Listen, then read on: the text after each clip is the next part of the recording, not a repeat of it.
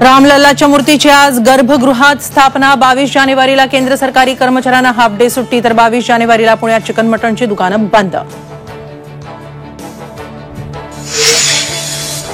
नव्या मसुद्याबाबत शिष्टमंडळ आणि जरांगेंच्या बैठकीत आजही तोडगा नाहीच, उद्या निर्णय घेणार। जरांगेंची भूमिका, तर नोंदी सापडूनही दाखले न दिल्यानं जरांगे संतापले, तर बच्चू कडूंनी केली विभागीय आयुक्तांची कानउघडणी।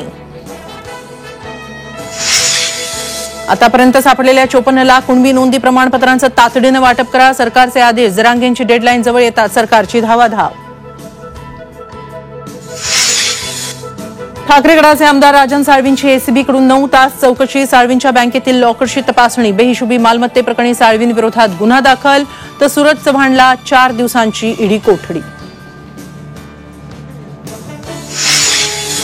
अजित पवार गटातील महिलांच्या मेळाव्यात अजितदादांना मुख्यमंत्री करण्याचा निर्धार। महिलांनी घातल्या अजितदादा भावी मुख्यमंत्रीच्या टोप्या, तर काहींच्या नशिबी कायमच भावी असतं अरविंद सावंतांचा टोला।